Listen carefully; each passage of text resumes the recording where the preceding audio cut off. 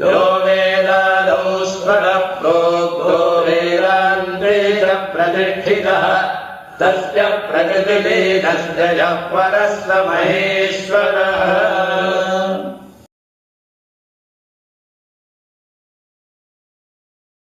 నమస్కారం. మరొక మారు అందరికీ స్వాగతం పలుకుతూ, గత ఎపిసోడ్ లో మనము కొన్ని విషయాలు మాట్లాడుకున్నాం. ఈ మధ్య కాలంలో వస్తున్నటువంటి అనేక ఆరోపణలు శంకర నిందలపైన, మరియు శృంగేరి పీఠాన్ని ఈ అనవసరమైనటువంటి వివాదాల్లో లాగడం వల్ల మనము ఏ రకంగా బాధపడుతున్నామన్నది మన బాధను వ్యక్తపరుస్తూ, తోచినటువంటి ఇన్ఫర్మేషన్ ప్రకారంగా శంకర నిందా నిర్మూలనకు కావాల్సిన సమాధానాలు కూడా ఇచ్చాం. దత్త సంప్రదాయం అని ఇవన్నీ చెప్పారు. ఈ పదాలకి ఏమైనా పొంతన, పోలిక లేదా వివరణ మీరు ఏమైనా ఇవ్వగలుగుతారా? తప్పకుండానండి. మనకు ఉన్నంత విషయాల వరకు మనము తప్పకుండా మాట్లాడదాము. మనకి అనేక రకాల వ్యవహారాలు ఉన్నాయి. మనకి ప్రధానంగా ఏంటంటే వేదము, శృతులు, స్మృతులు, పురాణాలు, అదే విధంగా అటువంటి శృతి, స్మృతి, పురాణాలలో చెప్పబడ్డటువంటి విషయాలను యథాతథంగా ఎవరైతే ప్రాక్టికల్ గా ఆచరించి చూపిస్తారో అలాంటి వాళ్ళు ప్రమాణము అని మనకి మొదటి నుంచి చెప్తున్నారు. జగద్గురువులు కూడా అదే మాటను ఉపదేశం చేశారు. దానికి ముందుగా మనము ఒక శృతి ప్రమాణాన్ని చూద్దాం. మనకి ముండకోపనిషత్తులో వస్తుంది మాట, తద్విజ్ఞానార్థం స గురుం ఏవ అభిగచ్చేత్ సమిత్ ప్రాణి శ్రోత్రియం బ్రహ్మనిష్టం అనే మాట చెప్పారు. అసలు గురువు అనే ఎలా ఉండాలి అనే మాట అంటే, వాడు ముందు వేద శాస్త్రాలన్నిటినీ చక్కగా అధ్యయనం చేసిన వాడై ఉండాలి. ఏదో వాచ్యానికి గురువు అనడానికి వీల్లేదు. వేద శాస్త్రాలను చక్కగా సంపూర్ణంగా అధ్యయనం చేసి ఆ విషయాలను చక్కగా ఆచరణలో పెట్టిన వాడై ఉండాలి. అంటే కర్మకాండలు వాటన్నిటిని తెలుసుకున్న వాడయ్యి కాలక్రమేణా అద్వైత జ్ఞానాన్ని పొంది అటువంటి తపస్సు కలిగిన వాడు, శౌచము, శుచి, సంప్రదాయము ఇవన్నీ కలిగిన వాడవ్వాలి. ఇది మనకు ఉపనిషత్తులో ఉన్నటువంటి మొట్టమొదటి ప్రమాణం ఇది. ఓకే, దానికి ఆదిశంకరులు ఒక మంచి డెఫినేషన్ ఇచ్చారు. కో గురువు, ఎవరు గురువు గారు అంటే అధిగత తత్వ సతతం. తత్వం తెలిసిన వాడై ఉండాలి, మంచి సంప్రదాయం కలిగిన వాడై ఉండాలి, శిష్యుడి యొక్క హితాన్ని కోరుకొని వాడికి తగ్గట్టుగా సమాధానాన్ని చెప్పిన వాడై ఉండాలి. ఆయనకి ఇప్పుడు అర్థం కాదు లేదని తర్వాత చెప్తా, వెళ్ళు పక్కకు వెళ్ళు అని చెప్పి అట్లా నెట్టడం కాదు. వాడికి ఎలా చెప్తే అర్థమవుతుందో అలా చెప్పేటువంటి శాస్త్ర పాండిత్యం వాడికి కలిగి ఉండాలి. అట్లాగే అనేక రకాలుగా వివేక చూడామణిలో కూడా కొన్ని చోట్ల ఈ గురువు యొక్క లక్షణం ఎలా ఉంటుంది అంటే, శ్రోత్రియో వృజినో అకామహతః యః బ్రహ్మవిత్తమః బ్రహ్మణ్యుపరతః శాంతః నిరింధన ఇవ అనలః అహేతుక దయా సింధుః బంధురానమతాం సతాం అని అక్కడ కూడా మన వివేక చూడామణిలో కూడా ఎటువంటి కోరికలు లేనివాడు, బ్రహ్మవేత్తలో శ్రేష్ఠుడు, కోరికల చేత పీడింపబడనివాడు, నిష్కల్మషుడు, అగ్నిహోత్రము వలె ఎప్పుడు కూడా కాంతితో కలిగిన వాడు, ఇట్లా ఎటువంటి అంటే అపేక్ష లేకుండా శిష్యులను ఉద్ధరించాలనేటువంటి అహేతుకంగా ఉండేటువంటి కరుణా సింధు అయిన వాడు ఉండాలి అని అనేక విషయాలతో చెప్పారు. ఇదే విషయాన్ని గీతలో కూడా చెప్పారు. మధ్యలో నేను అడుగుతున్నా, మధ్యలో వస్తున్నాను. మనకి బ్రహ్మానందవల్లిలో కూడా శ్రోత్రియస్య చ కామః తస్య అని కూడా అంటారు కదండి. మనకి ఇందాక మీరు చెప్పిన దాంట్లో అకామహం అంటే శృతి చెప్పినట్టుగా సదాచార సంపన్నుల సేమ్ వివేక చూడామణిలో ఏది చెప్పారో శంకరులు అది ఉపనిషత్తులు చెప్పిన వాక్యమే కదండి అయ్యా. అవును, కనబడుతుంది. అవును, వాస్తవం. అట్లాగే మొట్టమొదటిగా జగద్గురువుగా భావించేటువంటి సాక్షాత్తు కృష్ణం వందే జగద్గురు అనేటువంటి కృష్ణ పరమాత్ముడు కూడా ఏం చెప్పారంటే భగవద్గీతలో, ఉపదేక్ష్యంతి తే జ్ఞానం జ్ఞానినః తత్వదర్శినః. ఇది 4వ అధ్యాయంలో ఉన్నటువంటి శ్లోకం. అందులో కూడా వారంతా చాలా గొప్పగా చెప్పారు. అట్లాగే ఇంకా గొప్పగా కాస్త ముందుకెళ్లి చూస్తే, అంటే ఆచినోతి చ శాస్త్రార్థాన్ ఆచారే స్థాపయత్యపి స్వయం ఆచరతే యస్మాత్ తస్మాత్ ఆచార్య ఉచ్యతే అనేటువంటి ప్రమాణాన్ని కూడా చెప్పారు. అనేక రకాలుగా ఇంకా ఆగమాల్లోకి వెళ్తే వాటి విషయాలలో కూడా ఇంకా చాలా గొప్పగా ఉన్నాయి. దీక్షా సామర్థ్యం కలిగిన వాడు, ఆగమ శాస్త్రాలు అంటే ఉపాసనా విషయాలలో నిష్ణాతుడవ్వాలి, మనకి అన్ని యోగాలలో వారు నిష్ణాతులై ఉండాలి. ఇట్లా అనేక రకాల విషయాలను మనకు ఉపదేశం చేశారు. ఇంకా దీని గురించి ఎక్కువగా నాలాంటి వాడు చెప్పాల్సిన అవసరం లేదు. ఎంతో గొప్ప పాండిత్యాన్ని సంపాదిస్తున్నటువంటి వారు, బహుముఖ ప్రజ్ఞాశాలి అవధాని అయినటువంటి లలితాదిత్య గారు కూడా చాలా గొప్పగా వారు మొన్న జరిగిన మీటింగ్ లో వారు చాలా గొప్పగా చెప్పారు. అసలు అన్నిటికంటే ముందు ప్రధానంగా జగద్గురు స్థానీయులైనటువంటి మనకి భారతీ తీర్థ స్వామి వారి యొక్క కరకమల సంజాతులైనటువంటి ప్రస్తుతము ఉత్తరాధికారిగా ఉన్నటువంటి విధుశేఖర భారతీ స్వామి వారు కూడా వారి గురువును ఉద్దేశించి చెప్పినటువంటి విషయాలను మనకు ఉపదేశం చేసినప్పుడు ఈ విషయాలను చాలా చక్కగా సప్రమాణముగా మనకు అందచేశారు. ఇవి గురువుగా మనము చెప్పుకునేటువంటి విషయాలు. మనం ఆల్రెడీ ఇదే విషయంలో ఇంతకుముందు ఒకసారి మాట్లాడుతూ టీచక భూదక అట్లాగే హంస పరమహంస ఈ సన్యాసాల గురించి అలా సుస్పష్టంగా ఇంతకుముందే చర్చ చేశాము. ఎవరైనా కావాలంటే ఒకసారి దాంట్లో సన్యాసాశ్రమ ధర్మాలు దాంట్లో సుస్పష్టంగా చెప్పబడ్డాయి. ఇప్పుడు అవధూత నాథ సంప్రదాయము అనే మాటలు ఏవైతే చెప్పారో వాస్తవమే. వారు చెప్పిన మాటలో అవధూత లక్షణాలు అవధూత అనేటువంటి సంప్రదాయము చాలా గొప్పదే. వారు యథార్థానికి అవధూతలుగా ఉన్న వాళ్ళు ఒకళ్ళ అనుగ్రహించాలి అనుకోరు, ఒకళ్ళను ఆగ్రహించాలి అనుకోరు. వాళ్ళేదో వాళ్ళ పని వాళ్ళు చేసుకుంటూ వెళ్ళిపోతూ ఉంటారు. వాళ్ళకి ఎవరితోనూ సంబంధం లేదు. వాళ్ళకి ఎవరి వల్లనైనా సరే అంటే పరమాత్మ యొక్క అనుగ్రహంతో ఒకడు ఉద్ధరించబడాలి అనేటువంటి ప్రారంధం ఉంటే అట్లాంటి వాడిని ఉద్ధరించడానికి వాళ్ళు ఎప్పుడైనా ఆ శుక మహర్షి పరీక్షితును ఉద్ధరించినట్టుగా ఉద్ధరించే ప్రయత్నం చేస్తారు. కానీ ఎవడు పడితే వాళ్ళు ఎప్పుడు పడితే అప్పుడు అవధూతలు అవ్వరు. దానికి శాస్త్ర ప్రమాణం ఉంది. సరే మేము ఎవరినైనా అవధూతలు అనుకుంటామండి అంటే అనుకోండి. మేము ఎవరిని ద్వేషించట్లేదు, ఎవరిని ప్రోత్సాహం కూడా చేయట్లేదు. అది ఎవరిష్టం వాళ్ళది. మేము ఎవరిని కూడా తప్పు చేయట్లేదు. కానీ ప్రతిదానికి శాస్త్రము ప్రమాణంగా ఉంది కాబట్టి నేను ఆ ప్రమాణాలని చెప్పే ప్రయత్నం చేస్తున్నాను. ఆలోచించగలిగే బుద్ధి ఉండి సత్యాన్ని తెలుసుకునే వాళ్ళందరికీ అవసరం అవుతుంది కాబట్టి చెప్పే ప్రయత్నం నేను చేస్తున్నాం. రెండవది అక్షరత్వాత్ వరేణ్యత్వాత్ ధూత సంసార బంధనాత్ తత్వమస్యాది లక్ష్యత్వాత్ అవధూత ఇతీరియతే అని శాస్త్రం మనకు చెబుతుంది. అవధూత అనేటువంటి 4 అక్షరాలకు దానికి చాలా గొప్పగా చెప్పారు దీన్ని. అయితే ఇది ఎక్కడ చెప్పారు అంటే అవధూతోపనిషత్తులో ఉంది అని పెద్దలు చెప్పిన మాట. ఇది ఎప్పుడో నేను రాసుకున్నది గుర్తున్నది నేను చెప్తున్నాను. ఆ అనే అక్షరానికి అక్షరుడు అంటే నాశనం లేనివాడు, వా రెండవ అక్షరం వా వరేణ్యుడు అంటే శ్రేష్ఠుడు. అంటే మరి నాశనం లేనివాడు కదా, అవధూత చచ్చిపోతున్నాడు కదంటే అంటే అవధూత స్థానంలో వాడు శరీరం కాదు, వాడు బ్రహ్మానంద స్వరూపమైనటువంటి నేను అహం బ్రహ్మాస్మి అనే స్థితిలో నిలిచిపోయినవాడు. కాబట్టి ఆనంద స్వరూపుడు, వాడికి నాశనం లేదు. బ్రహ్మవితు బ్రహ్మ ఇవ భవతి. బ్రహ్మవేత్తకి ఎప్పుడు కూడా మరణం లేదు. మరణం శరీరానికి, ఆ లోపల ఉన్న వాడికి కాదు. అట్లాగే వా అనేదానికి వరేణ్యుడు అంటే శ్రేష్ఠుడు. ఎట్లా శ్రేష్ఠుడు అంటే వాసనలను జయించిన వాడు, ఇంద్రియాలను జయించిన వాడు, మనస్సును జయించిన వాడు. ఇట్లా మనం అర్థాలు చెప్పుకోవచ్చు. అవును, వాస్తవం. అట్లాగే ధూ అనేది 3వ అక్షరం. దానికి ధూత సంసార బంధన అంటే సంసార బంధనాలను పూర్తిగా వదిలించుకున్నవాడు అని అర్థం. అనే అవును, మంచి మాట చెప్పారు. చక్కని మీరు వేదవాక్యాన్ని చెప్పారు, బాగుంది.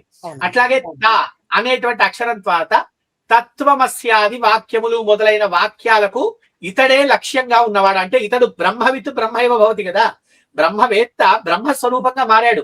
ఇట్లాంటి లక్షణాలతో కూడిన వాణ్ణి అవధూత అని చెప్పాలి. అట్లాగే బృహదారణ్యకోపనిషత్తులో కూడా ఇంకో ప్రమాణం ఉంది అని చెప్పారు. ఏన రూపేణ సంచరేత్ స ఏవ అవధూతః న తస్య విధిః న నిషేధః. ఏ రూపంతో తిరిగినా కూడా వాడు అవధూతే, అతను అవధూతే. కాబట్టి అతనికి చేయాల్సిన విధి గాని చెయ్యకూడని నిషేధం గాని లేదు. ఇవి చెప్పడం జరిగింది.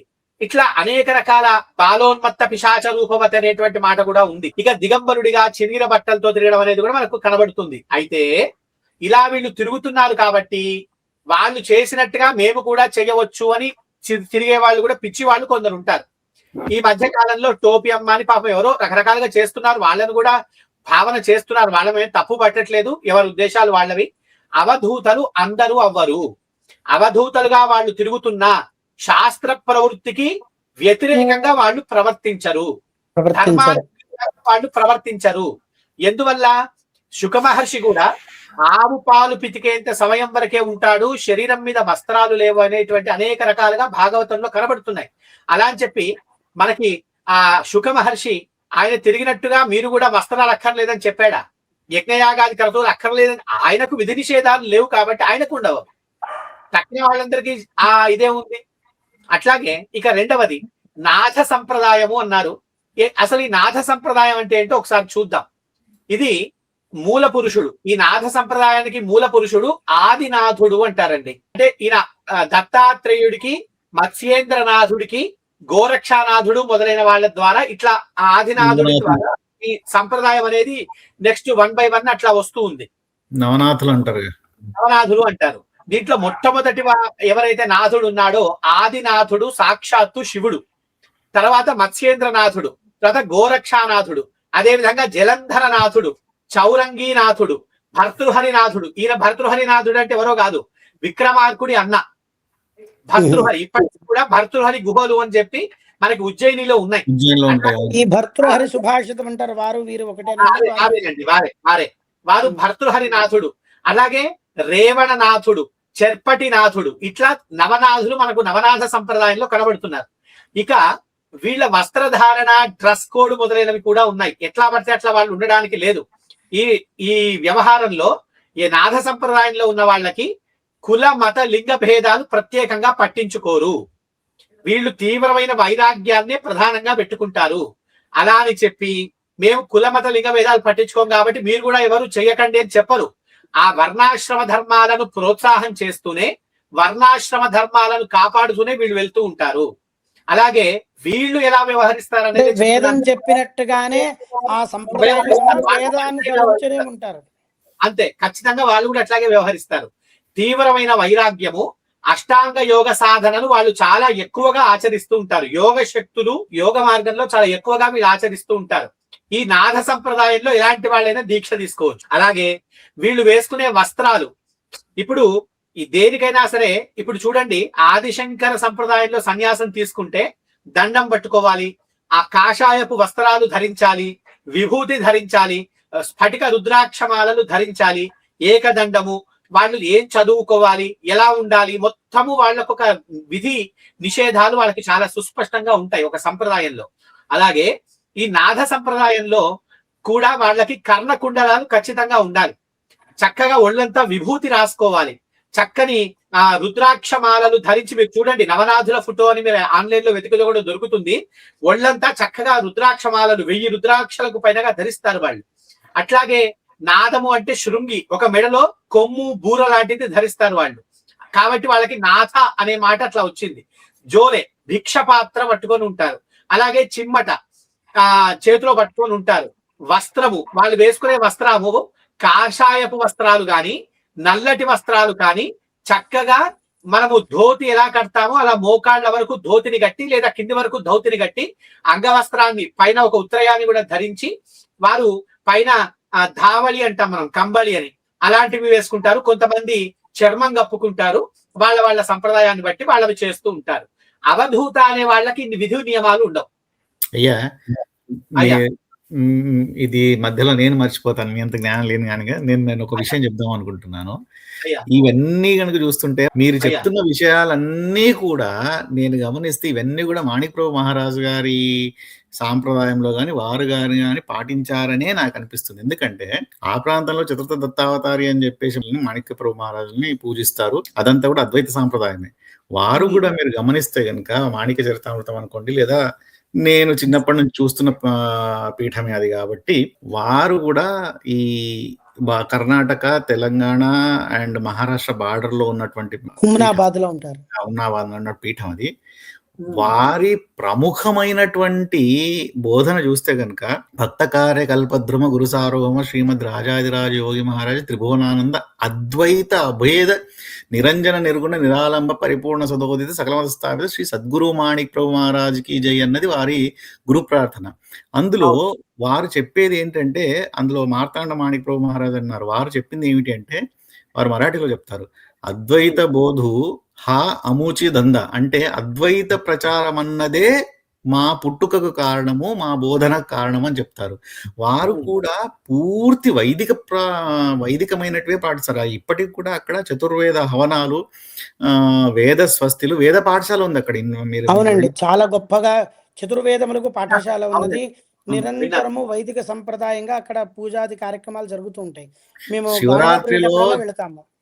శివరాత్రిలో చతుర్యామ పూజల దగ్గర నుంచి స్టార్ట్ చేసుకుంటే ఇప్పటికీ ప్రదోషకాల పూజ, సంకష్టార చతుర్థి నుంచి స్టార్ట్ చేసుకుంటే అసలు దత్త జయంతికి అయితే లక్షల మంది అక్కడికి వస్తారు. ఎందుకంటే దత్త జయంతి అన్నది మాణిక ప్రభు మహారాజు వారి జన్మదినం కూడా. అదే రోజు వారు జన్మించారు. రామనవమికి వారి తల్లిగారి స్వప్నంలో దత్తాత్రేయుల వారు సాక్షాత్కరించి చెప్పారంట, దత్త జయంతికి నేను మళ్ళీ వస్తున్నాను అని చెప్పి. మీరు అందుకనే దత్త జయంతి మళ్ళీ వీరు జన్మించడము, అక్కడ ఆ ప్రాంతంలో అందరిని ఉద్ధరించడము జరిగింది. అయితే వీరు కూడా అవధూత సాంప్రదాయమే. అలాగని మీరు ఇందాక చెప్పారు కదా, అదే విధంగా వారు ఏ రకమైనటువంటి అవైదిక సాంప్రదాయం మాత్రం కాదు, పూర్తిగా వైదిక సాంప్రదాయము. వైదికానికి, హిందూ మతోద్ధరణకు అవైదికంగా లేకుండా వైదికానికి కట్టుబడి ఉన్నటువంటి అద్భుతమైనటువంటి పీఠం అది. నేను ఈ విషయం కూడా చెబుదామని అనుకుంటున్నాను. అది వాస్తవం అండి. ఇప్పుడు వారొక్కళ్ళే కాదు, ఇప్పుడు మనకు లోకంలో కనిపించేటువంటి ఇప్పుడు మనకు గాన్గాపూర్ లో ఉన్నటువంటి నృసింహ సరస్వతి స్వామి వారు కానివ్వండి, శ్రీపాద శ్రీవల్లభులు కానివ్వండి, వీరంతా వాసుదేవానంద సరస్వతి స్థానంలో ఉండి కూడా వర్ణాశ్రమ ధర్మాలను ఎప్పుడు కించపరచలేదు, వాటిని డిస్టర్బ్ చేసే ప్రయత్నం చేయలేదు. వాళ్ళు ఆ ధర్మాలను లోకంలో ఉపదేశం చేశారు. అయితే ఆ ప్రాంతానికి వచ్చారు కదా అని చెప్పేసి మనకు శృంగేరి పీఠానికి అండ్ మాణిక్రావు మహారాజు గారికి ఇత్యాది వేరే వాళ్ళకి లింకులు పెట్టి మాట్లాడడం అన్నది మరి వారి విఘ్నతకే మనం వదిలేయాలి. ఇంకోటి కూడా అండి, దీంట్లో ఇంకో విషయం ఏంటంటే, ఈ నాథ సంప్రదాయంలో గాని అట్లాగే సరే అవధూతలను పక్కకు పెడదాము, ఎందుకంటే వాళ్ళకి విధి నిషేధాలు లేవు కాబట్టి. నాథ సంప్రదాయంలో వాళ్ళకి విధి నిషేధాలు ఉన్నాయి. వాళ్ళు వేదంలో చెప్పబడినటువంటి అమ్మవారు, లేకపోతే శాక్తేయ దేవతలు, లేకపోతే శివుడు మొదలైన వాళ్ళని, గణపతి ఇట్లాంటి వాళ్ళనే వాళ్ళు పూజిస్తారు తప్ప వేద ధర్మానికి విరుద్ధంగా ఉన్న ఇంకా ఎవరినో వాళ్ళు పూజించే అవకాశం లేదు. గురు సంప్రదాయము అంటే ఖచ్చితంగా వాళ్ళ గురువుల నుంచి, ఇప్పుడు మన కంటి ముందు 4 పీఠాలు ఉన్నాయండి. 4 పీఠాల వాళ్ళు ఏవైతే ఆచరిస్తున్నారో వాళ్ళకి ఆ సంప్రదాయాలు వాళ్ళ గురువులు చెప్తే వచ్చాయి, వాళ్ళకి వాళ్ళ గురువులు చెప్తే, వాళ్లకు వాళ్ళ గురువులు చెప్తే, ఆ గురువులు ఎట్లా ఉపదేశం చేశారో మంచి మాట, దాన్నే గురు పరంపర అంటాం. గురు పరంపరలో మనకు సంప్రదాయబద్ధంగా ఏదైతే వాళ్ళ గురువులు ఆచరణ చేశారో, ఇందాకే ఆచార్య శబ్దానికి అర్థం చెప్పాం, స్వయం ఆచినోతి అని చెప్పి. కాబట్టి అట్లా సంప్రదాయాన్ని అనుసరిస్తూ వచ్చినటువంటి విషయాన్ని బట్టి వాళ్ళు ఆచరణ చేస్తారే తప్ప వాళ్ళ గురువులు చెప్పని కొత్త విషయాన్ని వీళ్ళు ఎప్పుడు చెయ్యరు. నాథ సంప్రదాయంలో ఇది చాలా ముఖ్యం. అందులోనూ వైదిక సంప్రదాయంలో ఏ విధంగా అయితే గురువు చెప్పిన మాట కాకుండా కొత్తగా కనుక నేను చేస్తే సంప్రదాయ విరోధిని అవుతాను. దానివల్ల నేను చెప్పేటువంటి తపస్సు గాని, నేను చేసే తపస్సు గాని ఏమి ఫలించవు, అది వినాశనానికి దారి తీస్తుంది. దానికి ఎగ్జాంపుల్ చెప్తాను. ఇప్పుడు మనందరికీ కూడా మహావిష్ణువు అంటే తెలుసు కదండి, తెలియని వాళ్ళు ఎవరు ఉండరు. మహావిష్ణువు దేవుడే కదా, మనందరికీ పూజించబడేటువంటి యోగ్యత కలిగిన వారే కదా. అయితే వేదానికి, శాస్త్రానికి విరుద్ధంగా ఆయన బౌద్ధ మతాన్ని బోధించాడు. మరి ఆయనని మనము దేవుడు అని పూజిస్తున్నామా? బౌద్ధావతారాన్ని నాస్తికులనే కదా చెప్తున్నాం. దేవగురువు బృహస్పతి, దేవతలకే గురువు ఆయన నాస్తికవాదాన్ని లోకంలో తెలియజేశారు. కాబట్టి దేవగురువు బృహస్పతి నాస్తికవాదాన్ని చెప్పారు కాబట్టి మేము బృహస్పతిని దేవుడిగా పూజిస్తాము అని చెప్పి మనం ఏమైనా పూజిస్తామా? అది ఇప్పుడు ఆయన గౌతమ బుద్ధుడు కాదు కదండి, భాగవతంలో ఉన్నటువంటి వేరే బుద్ధుడు కదా. అవునండి, వాస్తవం. ఇది కూడా అందరికీ తెలియాలి. భాగవతంలో బుద్ధావతారం దానికి సంబంధించిన వ్యవహారం వేరుగా ఉంది. జరిగినటువంటి సంఘటన ఇది అందరూ గమనించాలి చాలా జాగ్రత్తగా. కాబట్టి ఇక్కడ అది చాలా విషయం. వీళ్ళు ప్రధానంగా యోగానికి, ఈ ఎవరైతే నవరాజులు ఉన్నారో యోగానికి పెద్దపీట వేస్తారండి, బాహ్యార్చనల కన్నా కూడా. కాబట్టి ఇవన్నీ కూడా మరి నాథ సంప్రదాయం అంటే ఏంటి, అదే విధంగా వీళ్ళందరూ కూడా అత్యంత ప్రాచీనమైనటువంటి సంప్రదాయం కలిగిన వాళ్ళు. నవనాథ సంప్రదాయాన్ని శంకరుడు ఖండించాడా? ఎందుకు ఖండిస్తారు? అది వైదిక సంప్రదాయం. వైదిక సంప్రదాయాన్ని స్వామివారు ఖండించలేదు. స్వామివారి బృహదావళిలో కూడా వైదిక మార్గ ప్రవర్తక సర్వతంత్ర స్వతంత్ర అని కూడా ఉన్నదండి, ఉంది. కాగా ఆదిశంకరుడి టైం లేనెక్కడ, నవనాథుల టైం లేనెక్కడ, ఏమైనా అసలు పొంతన ఉందా? ఈ టైమ్లర్ అన్నది ఇప్పుడు వచ్చిందండి. డేట్ అన్న విషయం కూడా మనం తీసుకుంటే గనక డేట్లు ఎప్పుడు వచ్చాయండి? డేట్లు వచ్చింది నిన్న మొన్న. ఇప్పుడు ఉదాహరణకి మనం ఒకటి జనరేషన్ కనుక తీసుకుంటే, లేదా మన జనరేషన్ తీసుకుంటే, మాక్సిమం మనము పక్షమాసంలో పితృపక్షాల్లో పేర్లు కూడా తాతల పేర్లు దాటి, ముత్తాత పేరు దాటి మనకు తెలియదు. కొన్ని సందర్భాలలో ప్రపితామహ స్థానం దగ్గర యజ్ఞయ్య యజ్ఞేశ్వర అని కూడా చెప్తుంటారు, అని యజ్ఞమ్మ అని చెప్తాం. కూడా. అట్లాంటిది మనం మాట్లాడుతుంది ఎప్పుడో జన్మించినటువంటి శివావతారమైనటువంటి శంకర్ల గురించి మాట్లాడుతున్నప్పుడు ఈ డేట్లు అన్నవి ఎక్కడికి వచ్చాయండి? డేట్లు అన్నది అసలు కన్సిడరబులే కాదు అన్నది నా ఉద్దేశం. ఎందుకంటే డేట్లు ఇప్పుడు మనం చేసుకుంటున్నాం, అప్పట్లో డేట్ లేదు, తిథి మాత్రమే ఉంది. ఇక్కడ ఇంకో విషయం కూడా చెప్దాం అనుకుంటున్నాను. వైశాఖ శుక్ల పంచమి నాడు వారు జన్మించారు అని అనుకుంటే, ఆరుద్ర నక్షత్రంలో ఆరుద్ర నక్షత్రం జన్మించారు అనుకుంటే మనకున్నాయి 60 సంవత్సరాలు. ప్రభావ విభవాది రమ సంవత్సరాలు చూసుకుంటే, షష్టాయ సంవత్సరాలు చూసుకుంటే 60 సంవత్సరాలకి మళ్ళీ మీకు అది అదే వైశాఖ శుక్ల పంచమి నాడు ఆరుద్ర నక్షత్రం రాదా? అది మినిమం జ్యోతిష్య శాస్త్ర పరిజ్ఞానం ఉండాలండి ఇట్లాంటి ప్రశ్నలు అడిగేటప్పుడు. అంటే మళ్ళీ వచ్చిందా, అదే జాతకం వచ్చిందా అని అంటే, ఈ డేట్లు ఇవన్నీ ఇప్పుడు రాసుకుంటున్నాం, ఇప్పుడు మనం అంతా కంప్యూటర్ జనరేటెడ్ ఉన్నాయి, అంతా ఉన్నాయి. మీ తాతగారి పేరు చెప్పండి చూద్దాం. మీ తాతగారు ఏ నక్షత్రంలో జన్మించారు, ఏ డేట్ నాడు జన్మించారు అంటే ఎవరికీ తెలియదు ఇప్పుడున్న కాలంలో. తాతగారి పేర్లే కాదండి, ఇవాళ రోజుల్లో మనకు కంప్యూటర్ జాతకాలు ఇవన్నీ వచ్చిన తర్వాత జాతకాలు అన్ని కూడా రకరకాలుగా వేసుకొని ప్రయత్నాలు చేస్తున్నాం. కానీ ఒక 30-40 సంవత్సరాల క్రితం వెళ్తే మన హిందువుల్లో కూడా చాలా మందికి 4, 5, 10 మంది సంతానం ఉండేవారు. సరే, మన దౌర్భాగ్యము ఎవరో కొందరు చేసిన ప్రయత్నాల వల్ల అవన్నీ పోయాయి, పక్కకు పెడదాం.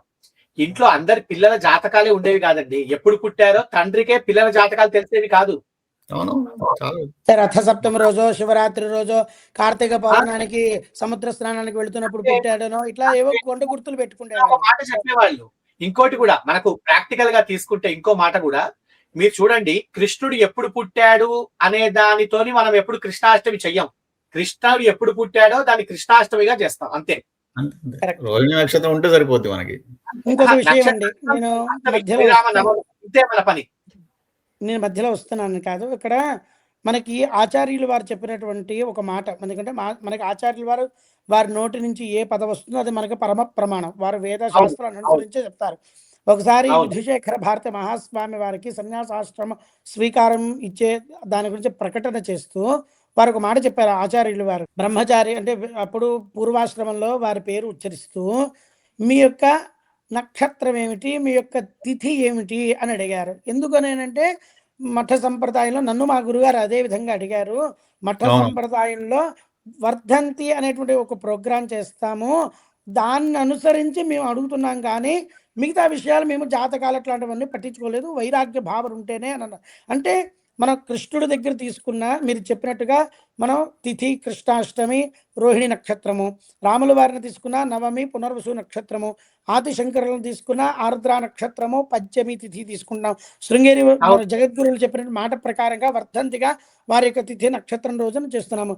ఇలా అనాదిగా దేవతల నుంచి తీసుకున్న మనకి ఏజ్ లిమిట్ అనేటువంటిది మనం ఎక్కడ పెట్టుకోలేదు, కానీ వాళ్ళ యొక్క ఉద్భవించిన కారణమే కదండి మనం తీసుకుంటున్నది. దుర్గాష్టమి కూడా అండి, దుర్గాష్టమి, మహర్నవమి, విజయదశమి ఒక్కటేమిటి మన సంప్రదాయాలలో ఎక్కడ తీసుకున్నా యుగాల ప్రమాణాలు చెప్పినప్పుడు మాత్రమే తప్ప చతుర్యుగ ప్రమాణాలు చెప్తున్నప్పుడు 4,32,000 సంవత్సరాలు, అదే విధంగా 8,64,000 సంవత్సరాలు ఇట్లా చెప్పుకుంటూ పోతున్నామే తప్ప ఏ డేటు ఏ సంవత్సరం రోజున ఏ దేవుడు పుట్టాడు అనే దాన్ని పట్టుకొని మనం ఎవరు పరమాత్మని పూజించడం లేదు. డేట్ అన్నదే వచ్చింది ఈ మధ్య కదండి, గ్రెగోరియన్ క్యాలెండర్ వచ్చిన తర్వాతనే డేట్ అన్నది వచ్చింది. కానీ వాస్తవం ఈ డేట్ అన్నది నేనైతే చాలా మంది ఇప్పుడు మనం అందరూ నేను భావించే ఏంటంటే శంకర సాంప్రదాయం ఉన్నటువంటి అన్ని పీఠాలు కూడా అన్నదమ్ముల అక్కచెల్లెలు అంటే పీఠాలే అనుకుంటాను నేను. ఒక పీఠము నేను ఈ పీఠాన్ని శంకరులు ఇప్పుడు అని నేను పూజిస్తాను, ఇంకో పీఠం ఈ శంకరులు ఇప్పుడు అని పూజిస్తాను అంటే అందులో తప్పు లేనే లేదు. ఎందుకంటే మన అనుకోని మనము ఈ శంకరులను జగద్గురులుగా భావించి పూజిస్తున్నామే తప్పితే శంకర సాక్షాత్ అంటే శివుడికి ఆది ఏమిటండి, ఎప్పుడు పుట్టాడంటే ఏం చెప్తాము? ఆ బ్రహ్మ విష్ణువులే కనుక్కోలేకపోయారు శివుడు ఎప్పుడు పుట్టాడండి. చాలా దగ్గర మాట చూడండి, మనం రోజు సంధ్యావందనాదులు చేసేటప్పుడు, పురోహితులు కార్యక్రమాలు చేసేటప్పుడు, సంకల్పం చెప్పేటప్పుడు తిథివార నక్షత్రాలు చెప్పే సంప్రదాయమే ఉంది, కానీ ఏడీలు బీసీలు ఇవి చెప్పే అవకాశాలు మనకి ఎక్కడా లేవు. చైత్ర మాసే శుక్లపక్షే, వైశాఖ మాసే శుక్లపక్షే, ఫలానా నక్షత్రే, ఫలానా వాసరే, ఇవి మాత్రమే చెప్తాం. మహా అయితే యోగకరణాలు కూడా చెప్పుకునే వాళ్ళు మహానుభావులు కొందరు ఉన్నారు, చెప్పుకుంటారు. కొంతమంది శుభయోగే శుభ నక్షత్రాన్ని కూడా వెళ్ళిపోతున్నారు. అదే మనకి చెప్తున్నాను. ఇప్పుడు ఈ 60 సంవత్సరాలు పూర్తయిపోయిన తర్వాత we're in second circle, third circle అంతే. ఆఫ్టర్ 60 ఇయర్స్ అట్లా చెప్పుకోం కదండి. ఏం మళ్ళా చెప్పట్లేదు ప్రభవ కదా. సంవత్సరం, మళ్ళా అంతే. పరాభవ సంవత్సరం అనుకుంటాం కానీ సెకండ్ సర్కిల్ పరాభవ సంవత్సరం, థర్డ్ సైకిల్ ఇంకో సంవత్సరం చెప్పుకోం కదండి.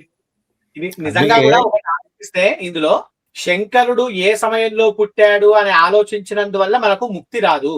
శంకరుడు ఏం చెప్పాడో అది చేస్తే ముక్తి వస్తుంది. ఇది ఏం అంతే పని కదండి. అంటారంటే, దీన్ని ఏం చెప్తారు అంటే, ఎక్కడైనా శాస్త్ర ప్రమాణంలో శంకర కాల జనన నిర్ణయము మీరు చెయ్యండి మీకు ముక్తి వస్తుంది అని ఏదైనా గ్రంథంలో చెప్పారా? చేసుకోండి, చెప్పలేదు.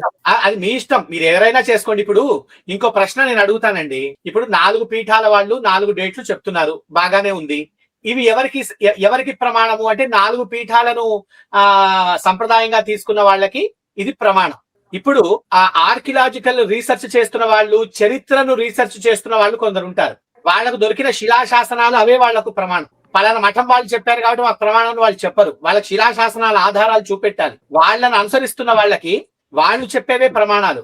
దాని గురించి మీకు ఒక చిన్న విషయం చెప్తానంటే, సందర్భం వచ్చింది కాబట్టి చెప్తున్నా నేను. చరిత్రకారులు మార్క్స్ ముల్లారు, ఆర్జి భండార్కర్ ఇట్లాంటి వాళ్ళు AD 788 820 AD అని వాళ్ళు చెప్పారు. ప్లీట్ అనేటువంటి ఇంకో ఆయన AD 630 నుంచి 680 మధ్య అని చెప్పాడు. KT తెలంగ్ అనే అతను 550 AD నుంచి 600 AD అని చెప్పారు. ఇప్పుడు మనకు ఉన్నటువంటి ద్వారకాపురి కంచి పీఠాల విషయం అందరికీ తెలిసిన విషయం. ఇప్పుడు దీని గురించి మన ప్రస్తావన కాదు. ఇప్పుడు అదే విధంగా నారాయణ శాస్త్రి అనేవారు 508 BC అని చెప్పారు.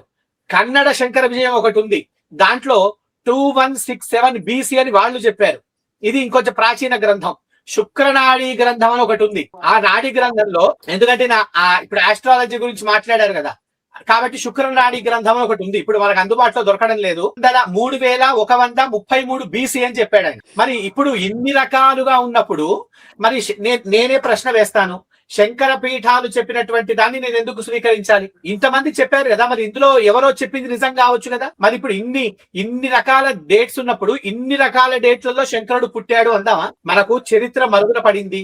ఆంగ్లేయులు తురుష్కుల యుద్ధాల వల్ల ఎంతో చరిత్ర నాశనం అయింది. మనకు ఆదిశంకరుడు ఎప్పుడు పుట్టాడు అనే దాని వల్ల ప్రజలు చాలా సమస్యలు ఎదుర్కొంటున్నారు. దాన్ని చెప్తే ప్రజల సమస్య తీరుతుందంటే, ప్రజల సమస్య తీరడానికి శంకరుడు ఎప్పుడు పుట్టాడో తెలుసుకుంటే సమస్య తీరదు. శంకరుడు ఆచరిస్తే తీరుతుంది. శంకరుడి యొక్క మహాత్మ్యం ఆయన పుట్టిన డేట్ ఆఫ్ బర్త్ ని చెప్పి రాలేదు, ఆయన రాసిన ప్రస్థానత్రయ విజ్ఞానాన్ని బట్టి వచ్చింది. అటువంటి శంకర పీఠాలను ప్రత్యక్షంగానో పరోక్షంగానో శంకరుణ్ణి ఫాలో అవుతున్న పీఠాలను రచ్చకు ఈడ్చి ఏదో ఒక పైశాచిక ఆనందాన్ని పొందే ప్రయత్నము నేటి కాలంలో చేస్తున్నారు.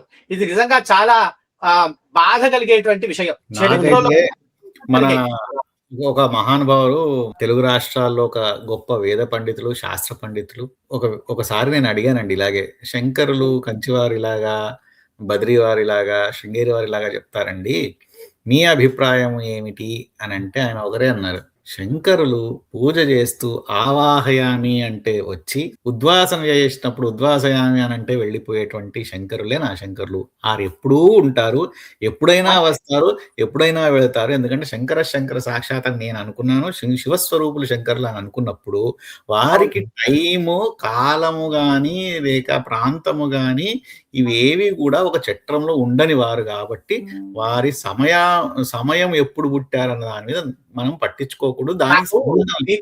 నాకు దీనివల్ల ఇంకోటి కూడా నాకు ఒక కుట్ర కోణం కనబడుతుందండి. ఇప్పుడు ఏవో కొన్ని రకాల కొత్త విషయాలను తీసుకొచ్చి కాంట్రవర్సీ చేసి శంకర మఠాల మధ్య ఒక విధ్వంసాన్ని ఏర్పాటు చేసి పరస్పర ద్వేషంతో రగిలిపోయి చిట్ట చివరికి ఎందుకంటే ఇదే విషయాన్ని ఇందాక మనకి లలిత కృష్ణ గారు మాట్లాడినట్టుగా జిఆర్ స్వామి వారు కూడా 4 మఠాలు పెట్టింది శంకరుడు కాదు అని ఏవో కొన్ని వ్యాఖ్యలు చేశారు. వీరు కూడా ఇట్లాంటి కుట్ర కోణాన్ని తీసుకొచ్చి ఇప్పుడు శంకర పీఠాలను పూర్తిగా అంటే ఈ 4 పీఠాలు ప్రమాణమే కాదు అని చెప్పాలనుకుంటున్నారా? వారి ఉద్దేశం అది. మరి ఇంత మీకు ఉన్నప్పుడు, అంత గురుభక్తి శంకర భక్తి కలిగిన వాళ్ళు, మీకు తెలియదా శంకరుడు పుట్టిన డేటుతో మనకి ఎటువంటి సంబంధం లేదు, దాంతో వచ్చే లాభము వెంట్రుక వాసం కూడా లేదు, శంకరుడు చెప్పినటువంటి ఇది మాత్రమే మనకు ఫాలో అవుతాము. ఇప్పుడు కృష్ణుడు ఉన్నాడండి, రాముడు ఉన్నాడు, వాళ్ళకు డేట్ ఆఫ్ బర్త్ మీరు చెప్తారా? కృష్ణుడు ఫలానా డేట్ కృష్ణుడు డేట్ తెలిస్తే నేను భగవద్గీత ఫాలో అవుతానంటే వానంత మూర్ఖుడికి కూడా లేడు. ఎవడుంటాడు? రామాయణం రాముడు పుట్టినవాడు నాసా 10,000 సంవత్సరాలని చెప్తుంది. సరే వాళ్ళు ఒప్పుకున్నారా లేదా, సరే ఎప్పుడు పుట్టాడు అనే మాట పక్కకు పెడదాం. మనకున్నటువంటి కాలమానాన్ని తీసుకుంటే ఇప్పుడున్నటువంటి మహాయుగానికి 2 మహాయుగాలకు పూర్వం పుట్టినవాడు రాముడు. మరి 10,000 సంవత్సరాల క్రితం మహాయుగం నడిచిందా? మరి సనాతన ధర్మంలో మరి 4,32,000 సంవత్సరాలు గడిస్తేనే కలియుగము అనే మాట చెప్తున్నప్పుడు మరి 8,64,000 8,60,000 కంటే ముందు 12,00,000 సుమారు 1,00,00,000 సంవత్సరాలు సుమారు 1,00,00,000 సంవత్సరాల క్రితం రాముడు పుట్టాడు అనుకోవచ్చు ఒక రకంగా చెప్పాలంటే.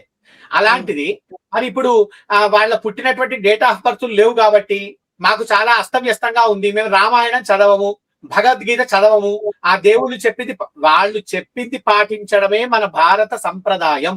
మఠాలకు మధ్య గొడవలు పెడుతూ మఠాలను విశ్వసిస్తూ ప్రశాంతంగా బతుకుతున్న వాళ్ళని కెలికి బాధ పెట్టి వాళ్ళ మనసులలో విషాన్ని నింపే ప్రయత్నం దయచేసి చేయకండి. ఇదే కదా ఇంకొక మాట అంటారు, ఏకం సద్విప్రాహ బహుదా వదంతి అని కూడా చెప్తారు కదండి. అంతే. ఇది కావాలని కుట్రకోణమేనండి. దీని వెనకాల మీరు కావాలని మరి శంకరుని మీరు ఇంతగా పూజిస్తూ మీరు శంకరుణ్ణి ఎట్లా అవమానపరుస్తారు? మీరు దయచేసి అందరూ కూడా ఈ విషయాలను జాగ్రత్తగా గమనించండి. పీఠాలు, చతురామ్నాయ పీఠాలు, శంకరుడు స్థాపించినటువంటి చతురామ్నాయ పీఠాలు వాళ్ళు చెప్పేటువంటి మాటలు, వ్యవహారాలు చాలా సుస్పష్టంగా ఉన్నాయి.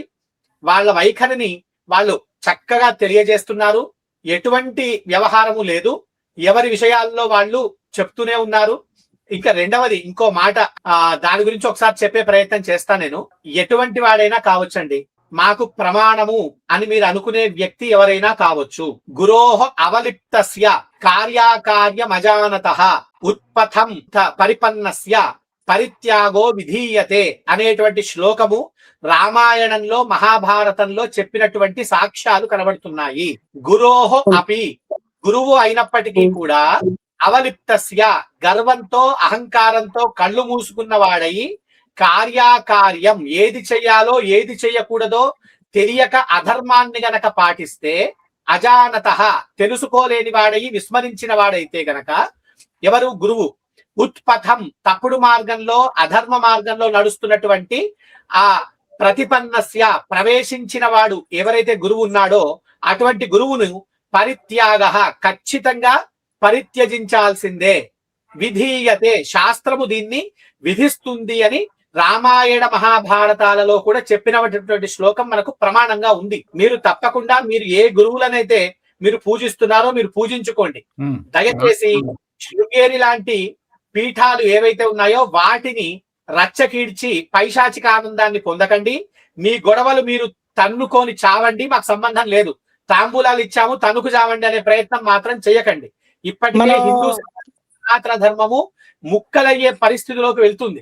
మనం ఈ వేదిక తరపున వాళ్ళకి స్ట్రాంగ్ వార్నింగ్ కూడా ఒకటి ఇవ్వాలనిపిస్తున్నదండి. శంకర పీఠాల జోలికి గనక వస్తే తస్మాత్ జాగ్రత్త.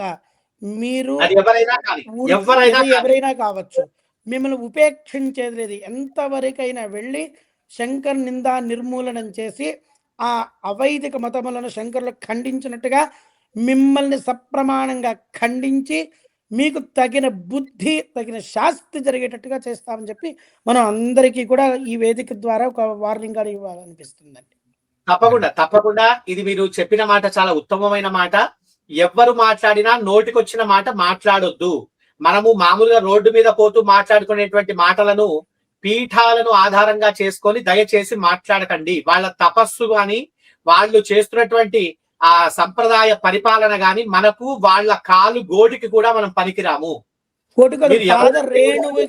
ఒక పాద రేణువుకి కూడా సరిపోము. కాబట్టి వాళ్ళ విషయంలో చాలా జాగ్రత్తగా ఉండండి. వాళ్ళని ఎప్పుడూ కూడా ఉపేక్షాభావంతో చూడకండి. సద్గురువుల యందు భక్తి శ్రద్ధలు మీకు లేకపోయినా మాకు బాధ లేదు.